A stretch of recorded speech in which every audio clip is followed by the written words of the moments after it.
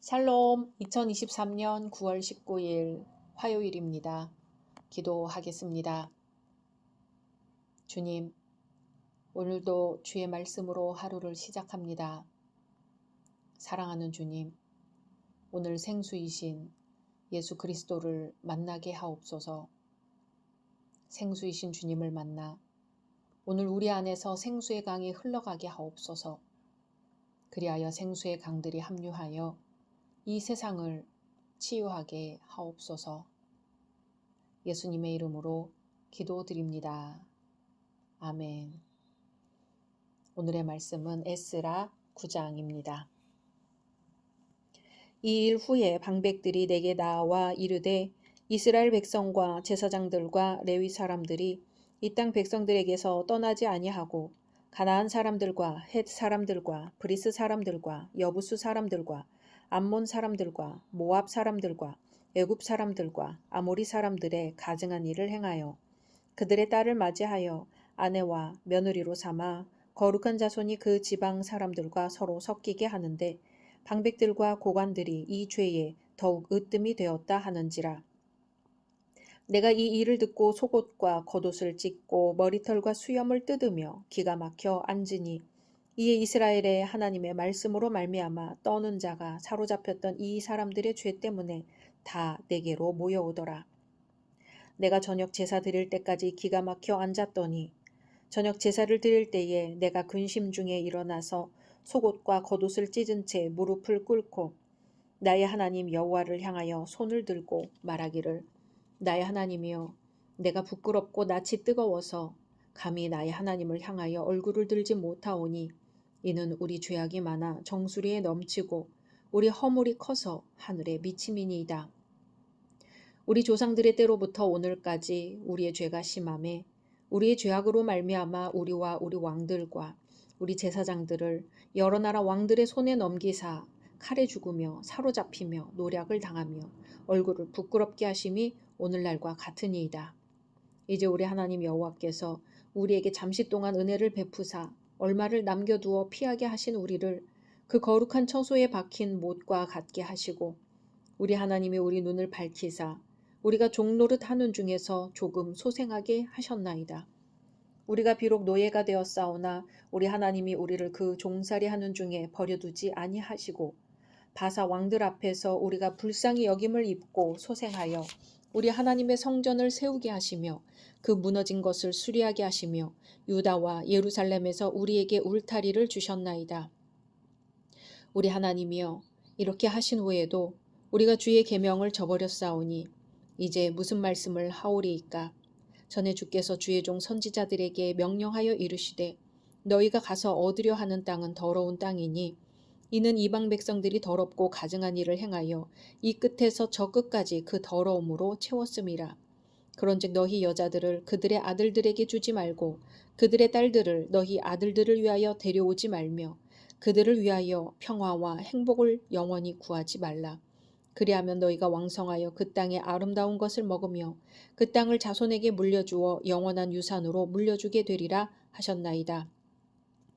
우리의 악한 행실과 큰 죄로 말미암아 이 모든 일을 당하였사오나 우리 하나님이 우리 죄악보다 형벌을 가볍게 하시고 이만큼 백성을 남겨주셨사오니 우리가 어찌 다시 주의 계명을 거역하고 이 가증한 백성들과 통혼하오리이까. 그리하면 주께서 어찌 우리를 멸하시고 남아 피할 자가 없도록 진노하시지 아니하시리이까. 이스라엘의 하나님 여호와여 주는 의로우시니 우리가 남아 피한 것이 오늘날과 같사옵거늘 도리어 주께 범죄하였사오니 이로 말미암아 주 앞에 한 사람도 감히 서지 못하겠나이다 하니라. 아멘.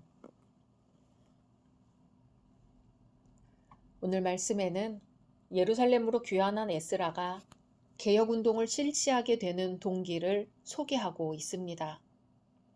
아마 제1차 귀환과 성전 재건을 주도한 수룹바벨과 예수아가 죽고 난 후에 유대 백성들은 신앙적으로 매우 해이해져 있었던 것 같습니다. 그리하여 율법에 금지되어 있는 이방인들과도 거리낌 없이 혼인하고 영적인 순결성을 상실해가고 있었습니다. 그래서 이러한 사실을 보고받게 된 에스라는 크게 애통해하며 드디어 종교 개혁과 신앙 부흥 운동을 일으키게 되는 것이지요. 이방인들과의 혼인은 출애굽기와 신명기에 명백히 금지되어 있는 사항으로 이방인들의 우상 숭배에 물들지 않도록 하기 위한 조처였습니다. 다시 말해 우상을 숭배하는 자들과 혈연 관계를 맺게 됨으로써 필연적으로 하나님을 믿는 신앙이 손상되게 될 것을 사전에 보호하기 위해 엄격히 금지시킨 것이었지요. 물론 혈통적으로 이방인이라 할지라도 여호와 신앙을 고백하고 언약 공동체의 일원이 된 자들과의 혼인은 문제되지 않았습니다.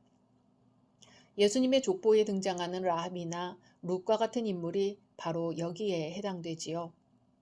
하지만 이와 같은 특별한 경우를 제외하고 이방인들과의 혼인은 이스라엘 사회에 심각한 악영향을 끼쳐온 것이 사실인데요. 대표적인 예가 솔로몬과 아합입니다. 성도들이 하나님의 백성으로 살아간다는 것은 쉽지만은 않습니다. 세상 풍조를 답습하지 않기 위해서 단호히 거절해야 할 것들이 있는 것이지요. 영적인 지도자들은 죄와 불의에 대해 의분을 느껴야 되며 특히 성도들의 범죄에 대해서는 바로 자신의 범죄처럼 여기며 통회해야 함을 오늘 말씀을 통해 배우게 됩니다. 이방인들과 혼인하는 유대 백성들의 실상을 보고받자 에스라는 즉시 자신의 옷을 찢고 머리털과 수염을 뽑으면서 하나님 앞에서 통회했습니다. 영적 지도자들이 불의와 죄악에 대해 무감각해지기 시작하면 세상의 어둠은 더욱 심해질 수밖에 없고 교회와 성도들 역시 죄로 물드는 것에서 벗어날 수가 없습니다. 에스라는 유대 백성들의 범죄에 대해 하나님 앞에서 온종일 통회한 후 저녁 제사를 드릴 때가 되자 회개 기도를 하기 시작했습니다. 이처럼 에스라가 유대 백성들을 대신하여 하나님께 중보 기도를 한 내용이 오늘 말씀에 소개되어 있는데요. 무려 27회에 걸쳐서 우리라는 복수 1인칭 대명사가 사용되었습니다. 이러한 사실을 통하여 우리는 에스라가 동족에 대한 연대의식이 얼마나 강했으며 이스라엘 공동체를 위한 에스라의 기도가 얼마나 간절했는지 알 수 있습니다. 에스라의 기도는 죄에 대한 고백, 하나님의 은혜에 대한 감사, 율법에 근거한 구체적인 회개로 구분됩니다. 에스라의 기도는 느헤미야나 다니엘의 기도와 유사하며 율법의 행위로 하나님 앞에 의롭다 인정받을 수 없음을 일깨워 줍니다. 에스라가 하나님의 의로우심을 찬양하면서 한 사람도 주님 앞에 서지 못하겠노라고 고백한 것은 인간의 전적 타락과 무능력에 관한 바울의 탄식을 생각나게 합니다. 성도가 하나님의 구원을 기대하며 담대히 그 앞에 나아갈 수 있게 된 것은 오로지 예수 그리스도의 은혜로 말미암은 결과이지요. 비록 에스라가 유대 백성들을 대신하여 하나님께 회개 기도를 드리기는 했어도 직접 죄를 용서할 수 있는 권한은 없었습니다. 에스라는 예수 그리스도의 그림자에 지나지 않았습니다. 그러나 영원하고 완전한 중보자이신 예수 그리스도께서는 허물과 죄로 죽었던 우리를 살리시고 하나님의 자녀가 될 수 있는 특권을 베풀어 주셨습니다. 그러므로 이제 우리 성도들은 누구나 하나님 앞에 직접 나아가서 무엇이든지 아뢰를 수 있게 된 것입니다. 미션이라는 영화가 있습니다. 남미를 정복하는 스페인 군대가 원주민 부족을 단 한 사람의 생존자도 남겨두지 않은 채 전멸시키는 과정을 냉혹하게 그린 영화입니다. 이 영화에서 부족 사냥의 지휘자는 야만적인 이교도들을 학살하는 것이 진리를 위한 길이라고 자신의 행위를 정당화하고 있습니다. 1492년 크리스토퍼 콜럼버스는 산살바도르 해안에 발을 들여놓으면서 스페인 깃발을 꽂은 것과 동시에 십자가를 꽂았습니다. 스페인 장군 프란치스코 피사로는 잉카 국왕 아타후알파를 사로잡았을 때 스페인 국왕에게뿐만 아니라 가톨릭의 하나님에게도 동시에 복종할 것을 요구하였습니다. 그것을 거부당하자 피사로는 거침없이 중미 전역을 피로 물들였습니다. 교황 요한 바오로 2세는 바티칸성 베드로 대성당 미사에서 가톨릭이 지난 2000년 동안 저질렀던 과오에 대한 참회 고백을 떨리는 목소리로 발표하였습니다. 파킨슨병을 앓고 있는 탓도 있었겠지만 TV 화면에 비추어진 교황의 얼굴은 그 어느 때보다 무겁고 어두워 보였습니다. 제2차 세계대전이 끝나자 독일 교회는 나치의 만행을 막지 못하고 타협했던 죄를 고백하고 참회하였습니다. 1948년 암스테르담에 모였던 세계교회의 지도자들은 관 속에 눕혀진 자신의 모습을 바라보면서 믿음의 형제들을 향하여 총을 겨누어야 했던 세계 정세 가운데서 그리스도인으로서의 책임을 다하지 못한 죄를 고백하고 회개하였습니다. 1960년 4.19 학생의거가 터지자 몇몇 한국교회 지도자들이 독재자를 향하여 아니오를 말하지 못한 죄를 회개하는 글을 월간 기독교 사상에 실었습니다. 1980년 광주 민주화 운동이 터졌을 때도 교회 지도자들이 숨을 죽이며 회개의 눈물을 뿌렸습니다. 회개의 눈물과 기도는 참 신앙인이라면 없어서는 안 될 요소입니다. 더욱이 지도자라면 더더욱 자기 자신의 죄나 자기가 이끄는 사람들의 죄에 대해 민감하고 솔직해야 합니다. 이스라엘의 지도자 몇 사람이 에스라를 찾아와서 이스라엘의 순수성을 위협하는 문제를 지적하였습니다. 그것은 이스라엘 사람들이 제사장들과 레위 사람들까지도 모두 우상을 섬기는 원주민들과 구별된 생활을 하지 않고 자유롭게 통혼을 하고 있다는 것이었습니다. 일반 백성도 백성이지만 지도자들이 이런 일에 더 먼저 나쁜 본을 보였다는 것은 참담한 일이 아닐 수 없었지요. 에스라는 이 소식을 듣고 겉옷과 속옷을 다 찢고 머리털과 수염을 뜯으며 기가 막혀 어찌할 바를 알지 못하였습니다. 그리고 한참 후에야 정신을 차린 에스라가 가장 먼저 한 일이 그 차림 그대로 무릎을 꿇고 회개의 기도를 올리는 것이었습니다.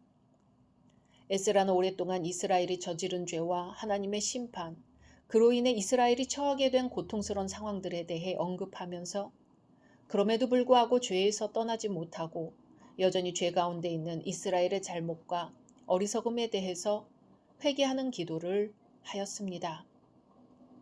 이스라엘의 지도자로서 이스라엘의 죄악된 모습을 자기와 무관하다고 여기지 않고 흡사 자신의 죄처럼 가슴 아파하고 회개하는 자세를 가진 것입니다. 체면을 중히 여기는 사람으로서는 조금만 높은 자리에 있어도 자기 스스로의 잘못을 솔직하게 인정하고 회개하기는 결코 쉽지 않습니다. 더구나 자신이 직접 저지른 잘못도 아니요, 자기의 감독하에 있는 사람들이 저지른 죄에 대해서는 잘못을 저지른 사람을 책하기는 쉬워도 자신의 일처럼 가슴을 찢으며 회개하는 자세를 가지기란 어려운 일입니다. 자기가 이끄는 사람들과 진정으로 이해를 같이 하고 그 사람들에게 유익하고 바른 길을 제시해 줄 수 있는 사람이 올바른 지도자입니다. 다른 사람들의 죄에 대해서까지 회개하고 애통해 하기는커녕 스스로 잘못을 저지르고도 회개할 줄 모르는 지도자가 많은 이때에 에스라의 회개 기도는 큰 감동을 줍니다. 오늘 예수 그리스도의 십자가 앞에서 우리 자신에 대한 진심 어린 회개뿐 아니라 우리 가족, 우리 교회와 사회에서 일어나는 부족함들에 대해 내 일처럼 진심으로 회개 기도를 드릴 수 있으면 좋겠습니다. 각자 말씀 묵상하신 후 주기도문으로 마치겠습니다.